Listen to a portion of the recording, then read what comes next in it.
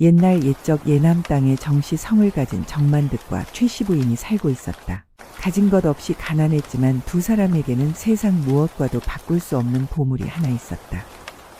바로 3살 배기 늦둥이 아들 복동이었다. 복동아, 이리 온나? 어미가 손수 지은 옷 입혀줄게. 예, 어메. 최씨 부인의 손은 거칠었다. 농사일로 빨래로 살림으로 다 달아버린 손이었다. 하지만 그 손으로 바느질할 때만큼은 달랐다. 한 땀 한 땀 아들을 향한 사랑을 수놓듯 정성을 다했다. 이 붉은 천의 금실로 내 이름을 수놓았단다. 복동, 복복자의 한 가지 동자. 내가 평생 복 많이 받고 살라고 어미가 이렇게 정성껏 지었다. 어메, 이쁘다. 저고리는 참으로 아름다웠다. 붉은 천의 금실로 수놓은 복동이라는 이름이 햇빛을 받아 반짝였다. 정만득은 가난한 살림이었지만 손재주 하나는 괜찮은 편이었다. 농사도 짓고 틈틈이 강에 나가 낚시도 했다. 그날도 아침 일찍 배 한 척 강둑에 메어두고 낚시 준비를 했다. 이보시기에 오늘 날씨가 좋으니 복동이 데리고 강에 고기나 잡으러 갈까 하오. 그러시구려. 물가는 항상 위험하니 각별히 조심해서 다녀오세요. 복동아, 아버지랑 고기 잡으러 갈까? 큰 고기 잡으면 어머니한테 줄 거지? 예, 아버지 빨리 가요. 복동이는 아버지 손을 잡고 깡충깡충 뛰며 강으로 향했다. 새로 입은 붉은 저고리가 햇살에 더욱 곱게 빛났다. 강물은 잔잔했고 바람도 없었다. 자, 배에 타자. 그런데 가만히 있어야 한다. 알았지? 예, 아버지. 정만득은 복동이를 조심스럽게 배에 태웠다. 아이가 혹시라도 물에 빠질까 염려되어 배 가운데 배짱에 허리끈으로 단단히 묶어 앉혔다. 요 가운데 앉았거래. 아버지 말 명심해야 한다. 예, 배는 강둑에 닷줄로 단단히 매여 있었다. 정만득은 낚싯대를 들이우고 물고기가 걸리기를 기다렸다. 복동이는 배 안에 얌전히 앉아 아버지를 호기심 가득한 눈으로 지켜보았다. 아버지, 물고기 언제 와요? 조금만 기다려라. 곧 올 게다. 그때였다. 하늘이 갑자기 어두워지기 시작했고 산 위쪽에서 먹구름이 몰려왔다. 정만득은 고개를 들어 하늘을 보았다. 불길한 예감이 들었다. 이상하네. 아까까지만 해도 맑았는데. 그 순간 산 위에서 굉음이 들려왔다. 콰르르릉, 천둥 소리가 아닌 물소리였다. 항토물이 갑작스러운 폭우로 한꺼번에 쏟아져 내려오고 있었던 것이다. 이런 큰일이구나. 정만득은 황급히 배로 뛰어가려 했다. 하지만 이미 늦었다. 거센 물살이 강을 덮쳤다. 순식간에 물이 불어났고 배에 메어둔 닷줄이 팽팽하게 당겨졌다. 아버지, 무서워요. 복동아, 가만히 있어. 거기 가만히 있거라. 정만득이 물속으로 뛰어들려는 순간 뚝 하는 소리와 함께 허리끈이 끊어졌고 이어서 닷줄도 끊어졌다. 낡은 닷줄이 거센 물살을 견디지 못한 모양이었다. 아버지, 아버지. 복동아, 복동아. 배는 물살을 타고 빠르게 떠내려가기 시작했다. 복동이의 울음소리가 점점 멀어졌고 정만득은 미친 듯이 강둑을 따라 뛰기 시작했다. 물을 헤치며 바위를 넘으며 시선을 복동이가 탄 배에 고정한 채. 복동아, 복동아. 아버지가 구해줄게. 하지만 물살은 너무 빨랐다. 배는 점점 더 멀리 떠내려갔고 정만득은 숨이 턱까지 차올랐지만 멈추지 않았다. 그렇게 수십 리를 달렸지만 점점 해가 지기 시작했고 어둠이 내렸다. 복동아, 우리 아들. 더 이상 아들의 모습은 보이지 않았다. 캄캄한 어둠만이 강물을 뒤덮었고 정만득은 그 자리에 주저앉았다. 온몸에 힘이 빠져서 어떻게 집으로 돌아왔는지 기억도 나지 않았다. 그저 비틀거리며 걸었을 뿐이었다. 늦으셨네요. 근데 복동이는 어디 있어요? 부인은 정씨의 얼굴을 보는 순간 모든 것을 알아차렸다. 창백한 얼굴, 젖은 옷 그리고 텅 빈 두 손을 흔들리는 눈동자로 살피며 말했다. 우리 복동이가 어디 있냐고요? 미안하오. 내 잘못이오. 정씨의 말이 끝나기도 전에 부인은 그 자리에서 기절했다. 정신을 차린 후에도 밤새도록 울었다. 정만득도 함께 울었으니 두 사람의 통곡 소리가 마을 전체에 퍼졌다. 복동아, 우리 복동아, 엄마가 더 단단히 옷을 지어줄걸. 물에 젖어 얼마나 차가울꼬, 얼마나 무서울꼬. 내가 잘못했어. 내가 배에 단단히 묶어놨어야 했는데, 닷줄을 새 것으로 바꿔놨어야 했는데. 그날 밤 정만득은 다시 강가로 나가보았지만 강물만 거세게 흐를 뿐 정씨는 아들을 찾다가 혼절했고 마을 사람들이 새벽녘에 정씨를 발견해 집으로 업어왔다. 그 후로 복동이가 물살에 휩쓸려 간 것이 온 마을에 퍼졌고 마을 사람들과 며칠 밤낮을 찾아 나섰지만 어디에서도 복동이를 찾을 수 없었다. 그렇게 하루하루를 단념하며 죽지 못해 사는 날들이 시작되었다. 그 무렵 바다와 가까운 곳에 김득보라는 어부와 남씨 부인이 살고 있었다. 두 사람은 평생 자식이 없었다. 젊은 시절 남씨 부인은 여러 번 아이를 가졌지만 번번이 잃고 말았다. 나이가 들어서는 아예 임신조차 할 수 없게 되었다. 에휴, 우리 팔자가 이런가 봅니다. 대를 이을 자식 하나 없으니 하늘이 주시면 얻는 것이고 안 주시면 그런 것이지요. 그래도 우리 둘이 건강하니 그것만으로 감사하게 살아야지. 김득보는 매일 새벽 일찍 일어나 그물을 손질하고 바다로 나갔다. 강과 바다가 만나는 곳 그 강둑에서 고기를 잡아 근근히 살아갔다. 가난했지만 서로 의지하며 사는 부부였다. 그러던 어느 날 밤 김득보는 이상한 꿈을 꾸었다. 하늘이 환하게 열리더니 빛나는 옷을 입은 옥황상제가 내려왔다. 득보야, 김득보. 니시오? 너는 평생 자식이 없어 하늘 품고 산 것을 내 잘 알고 있다. 강둑에 나가보거라. 내가 낳은 자식은 아니지만 내가 낳은 자식 같은 아이가 있을 것이다. 김득보는 깜짝 놀라 깨어났다. 온몸에 식은땀이 흘렀고 너무도 생생한 꿈이었다. 옆을 보니 남씨 부인은 깊이 잠들어 있었다. 아무래도 이상한 꿈이야. 김득보는 옷을 걸치고 밖으로 나갔다. 강둑까지는 집에서 그리 멀지 않았다. 강둑에 점점 가까이 다가갈수록 바람 소리에 섞여 희미한 소리가 들려왔다. 아이 우는 소리 같았다. 김득보는 소리가 나는 쪽으로 헐레벌떡 뛰어갔다. 강둑 아래를 살펴보니 정말로 그물에 무언가 걸려있는 게 아닌가. 낮에 자신이 쳐둔 그물이었다. 가까이 가보니 작은 배 한 척이 그물에 걸려 있었고 그 안에서 정말로 한 아이가 울고 있었다. 이게 어찌 된 일이람? 김득보는 재빨리 그물을 당겨 배를 끌어당겼다. 배 안에는 3살쯤 되어 보이는 아이가 배짱에 묶인 채 울고 있었다. 옷은 흠뻑 젖어 있었고 몸을 부들부들 떨고 있었다. 아가야, 괜찮다? 이제 괜찮어. 울지 말거라. 어메. 김득보는 얼른 끈을 풀고 아이를 안아 올렸다. 자꾸 떨리는 몸이 품에 안기자 꿈에 나온 옥황상제의 말이 떠올랐다. 하늘이 정말 보내주셨나 보구나. 김득보는 아이를 꼭 안고 집으로 달려갔다. 남씨 부인은 잠에서 깨어 문 앞에서 김씨를 기다리고 있었다. 여보 영감, 이보게, 하늘이 우리한테 아들을 보낸 것 같소.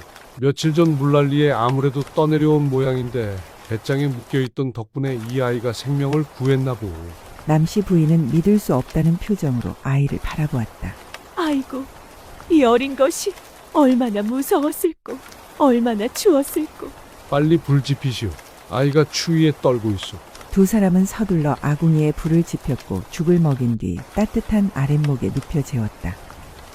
며칠이 지나자 아이는 건강을 되찾았다. 처음엔 낯을 가리고 울기만 하던 아이가 점점 밝아졌다. 김씨 부부는 아이에게 새 이름을 지어주었다.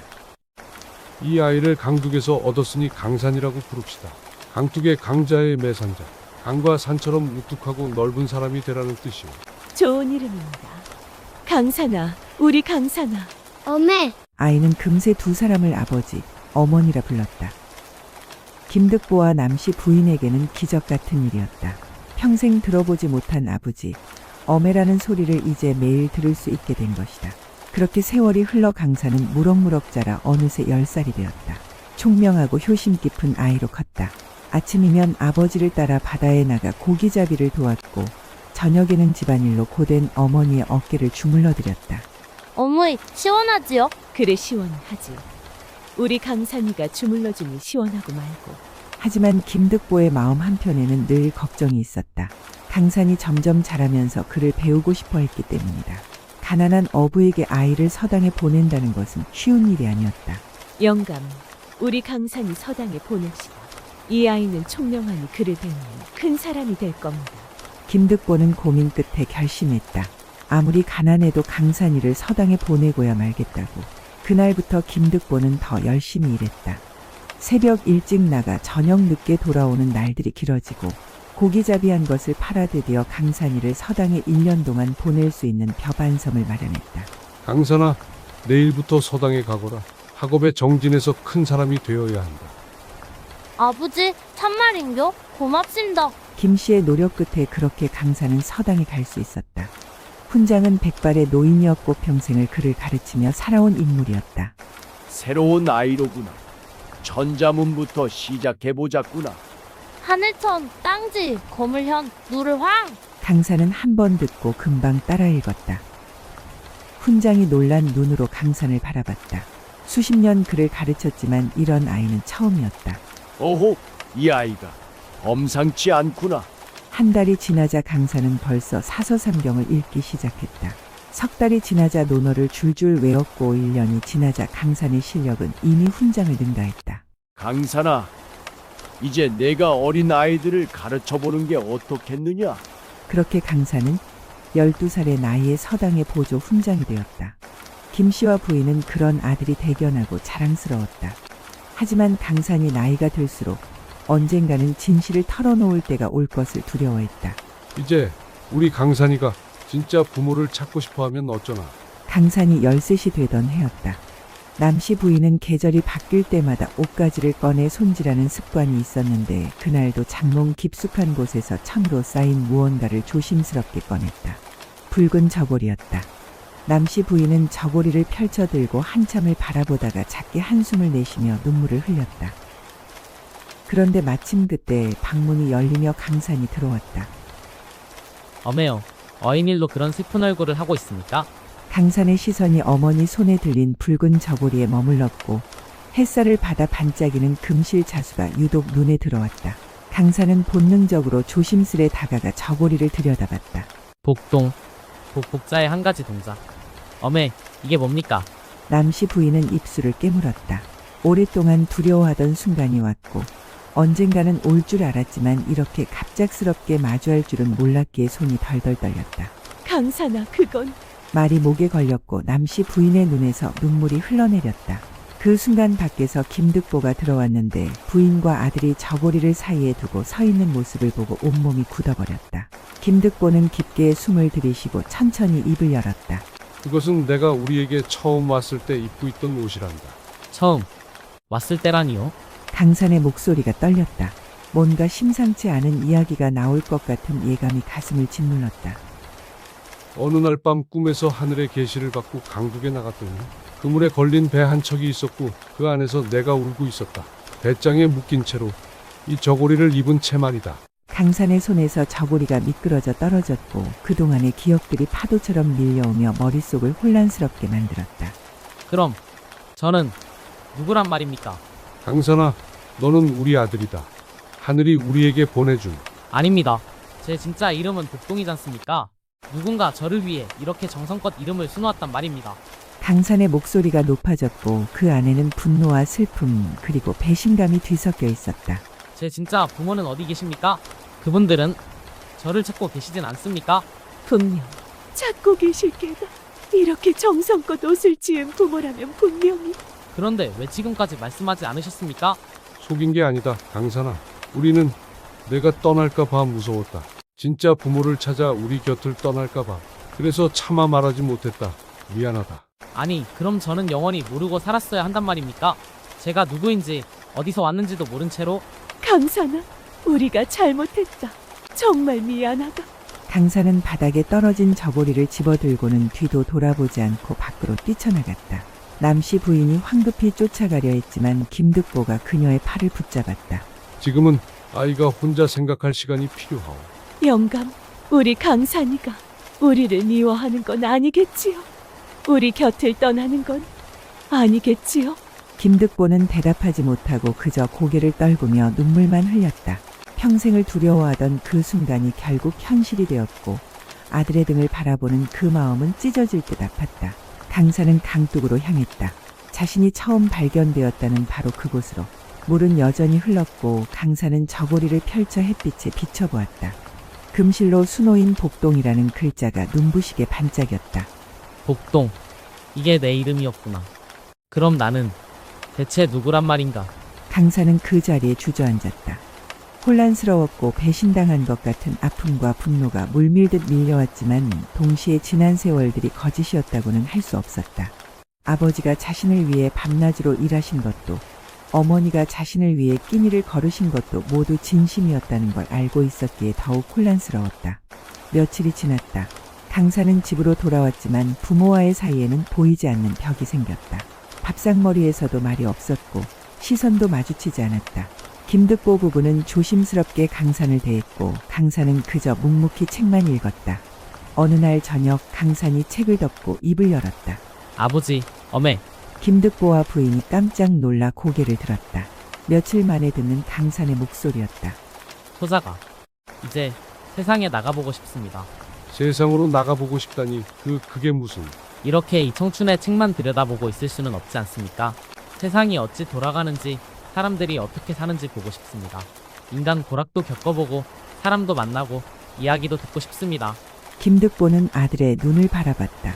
떠나겠다는 것이었다. 진짜 부모를 찾아 떠나는 것인지 정말로 공부를 위한 것인지 알 수 없었지만 막을 수 없다는 것은 알았다. 그래. 내가 그러고 싶다면 그리 해라.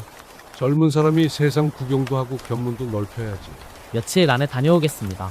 강산아. 남씨 부인의 목소리가 떨렸지만 더 이상 말을 잇지 못했다.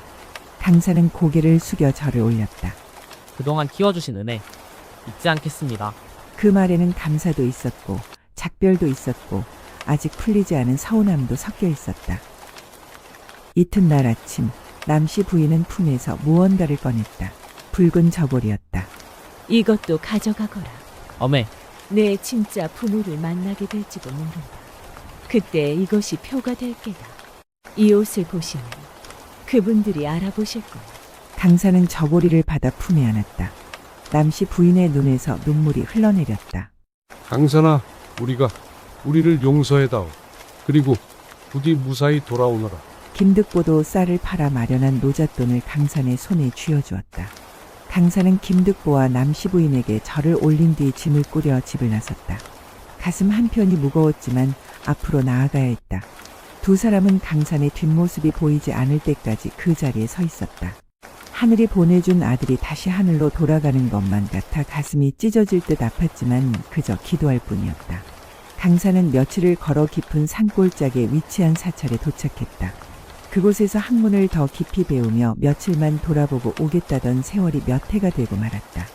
어느 날 강산은 마을에 볼 일이 있어 산을 내려갔고 그때 한 양반댁 앞에서 여인들의 울음소리가 들려왔다.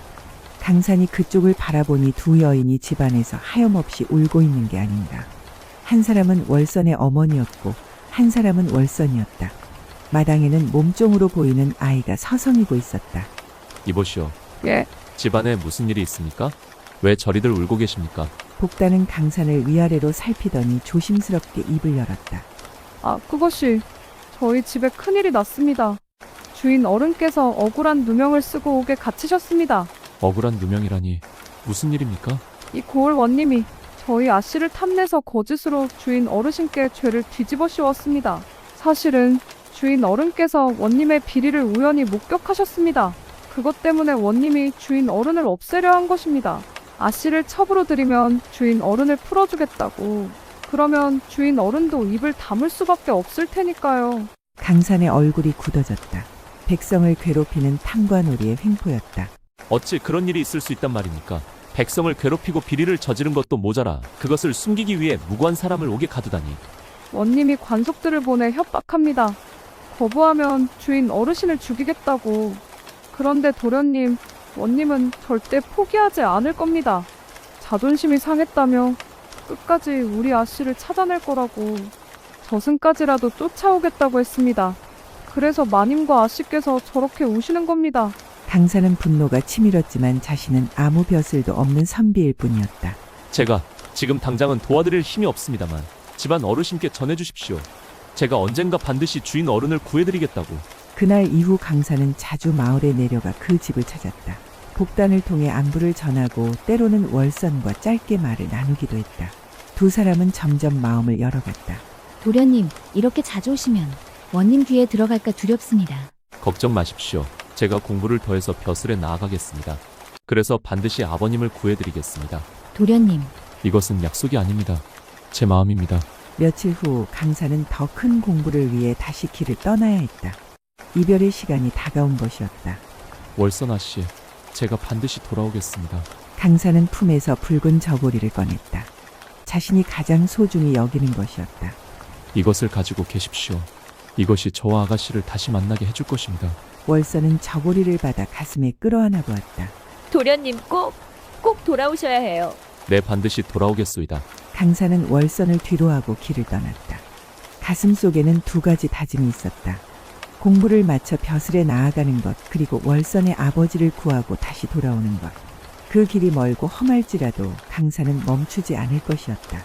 그렇게 강산이 떠난 후 며칠이 지났다. 원님의 협박이 더욱 심해져 가던 어느 날 밤 관속들이 월선의 집을 찾아왔다. 월선, 원님께서 내일까지 답을 내놓으라 하셨다. 응하면 내 애비를 풀어주고 거부하면 죽일 것이다. 제발요. 우리 딸은 아무 잘못이 없습니다. 시끄럽다. 내일 사또댁으로 오지 않으면 각오해라.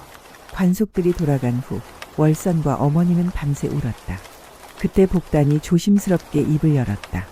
아씨, 도망가야 합니다. 이대로 있으면 원님에게 끌려가실 겁니다. 하지만 아버지는 아씨가 끌려가시면 주인 어른도 결국 돌아가십니다. 일단 피하셔야 합니다.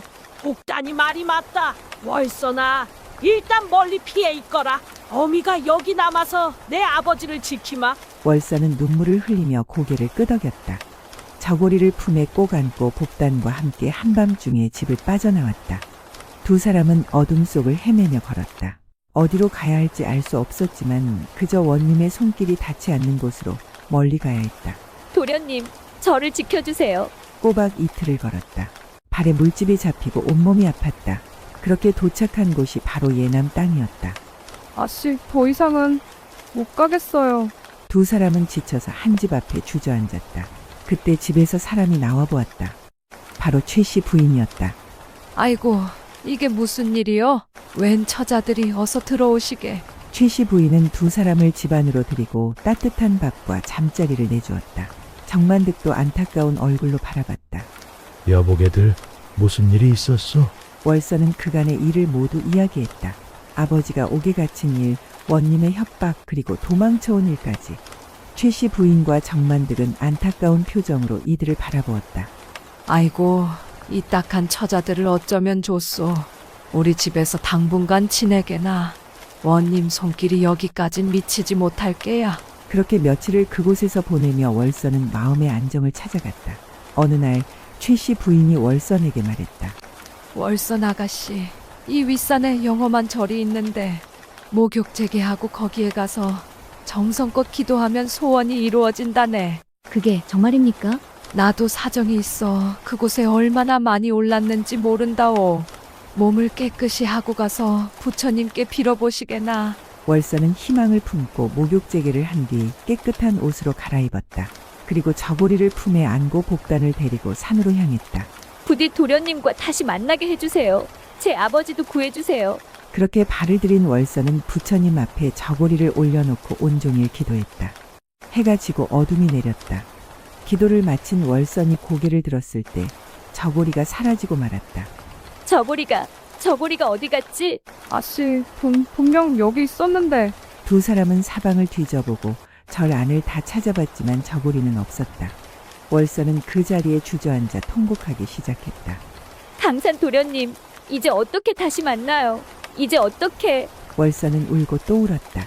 유일한 정표가 사라져버렸으니 이제 강산을 다시 만날 수 없을 것 같았다. 두 사람은 울면서 산을 내려왔다.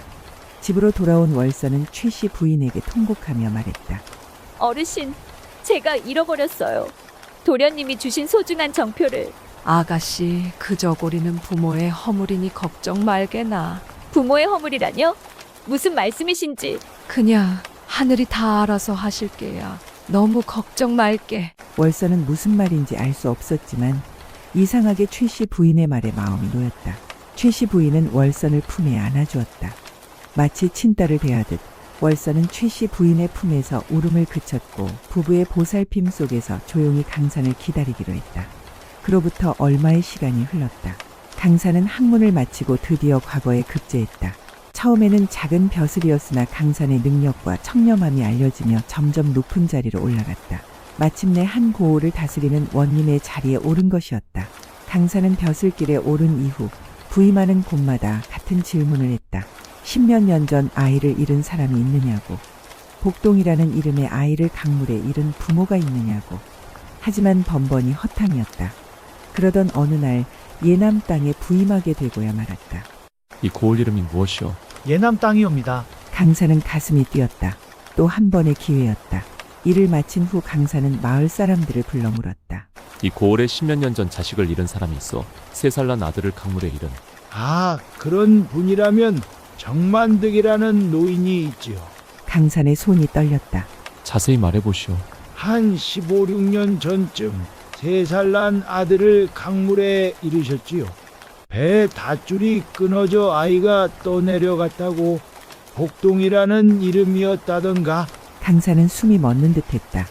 복동, 자신의 이름이었다. 그분들은 지금 어떻게 지내시오? 그 아들 때문에 추나추동 울고 한탄하십니다. 지금도 매년 강가에서 제사를 지내신답니다. 나이 많이 드셨지만 아직도 그 한을 못 풀고 계십니다. 강산은 더 이상 참을 수 없었다. 드디어 찾은 것이다. 자신을 낳아준 부모를. 한편 그 시각 정만득의 집에서는 월선이 집안일을 돕고 있었다. 그때였다. 밖에서 인기척이 들려왔다. 복단이 마당을 쓸고 있다가 조용히 고개를 들었다. 담장 너머로 수상한 그림자 몇 개가 어른거렸다. 거기 리시오. 대답이 없었고 갑자기 담을 넘어 복면을 쓴 산에 셋이 뛰어들어왔다. 저기 있다. 저 계집이다. 웬 놈들이냐? 월선이 비명을 지르며 뒤로 물러섰지만 사내들이 월선을 향해 달려들었다.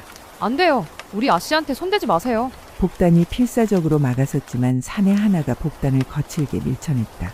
복단이 마당에 쓰러지며 머리를 부딪혀 피가 흘렀다. 가만히 있어. 우리 원님께서 찾으신다. 놓지 못하겠느냐? 놓아라. 소란을 들은 정만득과 최 씨 부인이 급히 밖으로 나왔다. 이게 무슨 짓이냐? 당장 놔라. 정만득이 월선을 빼앗으려 달려들었지만 복면 사내 하나가 정만득의 가슴을 밀쳤다. 정씨가 그대로 마당에 쓰러졌다. 영감. 아이고, 이 나쁜 놈들아. 최 씨 부인이 정만득에게 달려갔다. 복면 사내들은 월선의 팔을 비틀어 잡고 끌기 시작했다. 이 나쁜 놈들아. 사람 살려. 누가 좀 도와주세요. 복면 사내들은 월선을 끌고 골목 밖으로 빠져나갔다. 최 씨 부인은 일어선 정만득을 부축하며 울부짖었지만 이미 사내들은 멀어지고 있었다. 바로 그때 강산이 골목 안으로 들어서고 있었고 정씨 마당에서 울부짖는 소리가 들렸다. 이게 무슨 일입니까? 강산이 집 안으로 들어서자 정씨 부부와 바닥에 쓰러져 있는 복단이 보였다. 강산이 급히 달려갔다. 도련님? 너는 복단이? 도련님, 우리 아씨를 복면 쓴 사내들이 끌고 갔습니다. 강산의 얼굴이 굳어졌다. 월선이 여기 있었다는 것과 지금 위험에 처했다는 것을 동시에 깨달았다. 어느 쪽으로 갔느냐? 저쪽 골목으로요. 방금 전에. 강산은 골목 밖으로 나가 말에 올라타 채찍을 휘둘렀다. 어서 가자꾸나. 말은 빠르게 달렸고 어둠 속을 헤매며 주위를 살폈다. 그때 저 앞에서 비명 소리가 들려왔다. 월선의 목소리였다. 내 놈들이 이런다고 내가 원님의 척이 될 줄 아느냐? 강산이 그쪽을 향해 말을 몰아가자 복면 사내들이 월선을 끌고 가는 모습이 눈에 들어왔다. 멈춰라. 우렁찬 목소리에 복면 사내들이 뒤를 돌아봤다. 말을 탄 사내가 뒤쫓고 있었고 달빛 아래 그 사내의 옷차림이 평복이 아닌 관복인 것을 알아챘다. 뭐야? 반복이잖아. 이 고을에 삿도다. 도망쳐라. 그 순간 복면 사내들은 월선을 그 자리에 내팽개치고 뿔뿔이 흩어져 달아났다. 강산은 말을 세우고 급히 내려 월선에게 달려갔고 월선은 땅에 쓰러져 몸을 떨고 있었다. 괜찮으십니까? 강산이 월선을 부축해 일으켜 세웠다. 월선이 고개를 들어 강산을 바라보았다. 그 순간 두 사람의 눈이 마주쳤다. 도련님, 월선 아씨, 정말 월선 아씨입니까? 월선의 눈에서 눈물이 흘러내렸다. 강산도 믿을 수 없다는 표정으로 월선을 바라보았다. 도련님, 정말 도련님이세요? 꿈이 아니지요? 제가 왔습니다. 월선은 그 자리에 주저앉으며 울음을 터뜨렸다. 얼마나 기다렸는가, 얼마나 무서웠는가. 강산은 월선을 부축해 일으켜 세웠다. 이제 괜찮습니다. 제가 지켜드릴 테니 먼저 그 댁으로 돌아가십시다. 강산은 월선을 말에 태우고 함께 정만득의 집으로 돌아갔다. 최씨 부인이 정만득을 부축하고 앉아 있었고 복단도 다행히 정신을 차린 상태였다. 강산이 월선을 부축해 들어서자 최씨 부인이 울음을 터뜨렸다. 아이고, 무사히 돌아왔구나. 저 때문에 이런 일을 당하시고 면목이 없습니다. 무슨 그런 말을, 처자가 그런 일을 당하는데 어떻게 보고만 있을 수 있나. 괜찮으니 마음 쓰지 말게. 강산은 정만득 앞에 공손히 절을 올리며 이렇게 말했다. 어르신, 늦어서 죄송합니다. 제가 이 고을의 세원님으로 부임한 사람입니다. 나리께서 우리를 구해주셨습니다. 고맙습니다. 강산은 월선을 구하느라 정신에 집에 들른 이유를 잠시 잊고 있었다. 하여 잠시 망설이다가 조심스럽게 입을 열었다. 어르신, 제가 한 가지 여쭐 것이 있습니다. 혹시 이 고을에 15년 전쯤 아이를 잃으신 분을 아십니까? 4살 난 아드님은 강물에 배 닷줄이 끊어져서. 정만득과 최씨 부인의 얼굴이 하얗게 질렸다. 두 사람은 서로를 바라보고 다시 복동을 바라봤다. 나리께서 어찌 그 일을 아십니까? 그 아이의 이름이 복동이었습니까? 우리 복동이를 어찌? 이야기를 가만히 듣고 있던 월선은 문득 뭔가 생각이 난 듯 이렇게 말했다. 정씨 어르신, 도련님께서 저에게 표식으로 주셨던 저고리가 있었습니다. 붉은 저고리에 금실로 복동이라는 이름이 수놓아져 있었는데 제가 절에서 잃어버렸습니다. 그 정표를 주신 분이 바로 이분이십니다. 예, 그 저고리를 저를 걷어주셨던 분들께서 간직하고 계셨습니다. 그것이 제가 물살에 휩쓸려 떠내려 왔을 때 입고 있던 옷이라고. 그럼 나으리께서? 떨리는 손으로 장롱을 열고 깊숙한 곳에서 무언가를 꺼냈다. 붉은 저고리였다. 15년 동안 정성껏 간직해온 그 저고리. 최씨 부인은 저고리를 가슴에 안고 잠시 눈을 감았다가 밖으로 나왔다. 이게 최씨 부인의 손에 든 붉은 저고리가 달빛에 드러났다. 금실로 수놓인 복동이라는 글자가 반짝였다. 월선이 숨을 삼켰다. 자신이 잃어버렸던 바로 그 저고리였기 때문이었다. 그걸 어떻게? 이게 내가 손수 지은 저고리란다. 우리 복동이한테 입혔던, 이 금실로 한 땀 한 땀 이름을 수놓았던. 최씨 부인은 저고리를 펼쳐 복동에게 보여주었다. 복동은 그 저고리를 보는 순간 눈물이 흘러내렸다. 틀림없었다. 자신이 월선에게 주었던 그 저고리이니. 사또 나으리, 정말 나으리께서 우리 복동이이신지요? 예, 아버님. 소자가 복동이가 맞사옵니다. 소자가 어머님 아버님을 찾다가 이렇게 돌아왔습니다. 하염없이 흐르는 눈물을 어찌할 줄 모르던 세 사람은 누가 먼저랄 것도 없이 부둥켜 안고 울기 시작했다. 16년 만의 재회였다. 최씨 부인과 정씨는 아들의 손을 꼭 잡고 놓지 않았다. 월선도 눈물을 흘리며 복단이와 함께 그 모습을 바라보았다. 모든 것이 이해되었다. 저고리가 사라진 이후 최씨 부인이 했던 부모의 허물이라는 말의 의미. 하늘이 이 모든 인연을 이어주었던 것이다. 아씨, 어떻게 이런 인연이 다 있을 수 있을까요? 복단도 울며 기뻐했고 마을 사람들이 하나둘 모여들어 그 광경을 지켜봤다. 저분이 정말 이 댁에 잃어버린 그 복동이란 말인가? 원님이 되어 돌아오셨다니. 아니, 이렇게 기쁜 일이 있을 수 있나? 소문은 순식간에 마을에 퍼졌다.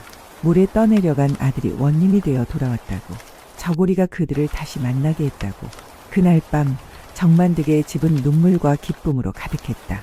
며칠이 지났고 복동은 친부모와 재회의 기쁨을 나누며 지냈지만 마음 한편은 여전히 무거웠다. 자신을 키워준 부모님이 떠올랐기 때문이었다. 갈등 속에 집을 나온 그날 이후 아직 화해하지 못한 채 세월이 제법 흘렀다.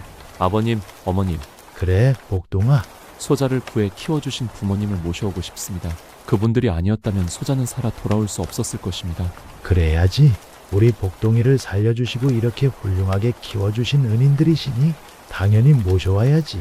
복동은 사람을 보내 김씨 부부를 예남 땅으로 모셔왔다. 며칠 후 바닷가에서 온 김득보와 남씨 부인이 도착했다. 처음 보는 화려한 행차에 두 사람은 어리둥절해했다. 강산이가 정말 이렇게 큰 벼슬을 얻다니 감개무량하구려. 영감, 우리 강산이가 원님이 됐다니 참으로 기쁘네요. 관아 앞에 도착하자 복동이가 달려나왔다. 김득보 부부를 보는 순간 복동의 눈에 눈물이 고였다. 아버님? 어머님? 강사는 두 분 앞에 무릎을 꿇고 깊이 절을 올렸다. 김득보와 남씨 부인도 눈물이 고인 채 아주 오랜만에 아들을 바라보았다. 강산아, 대체 이게 얼마만이냐? 아버님, 어머님, 그동안 소자가 잘못했습니다.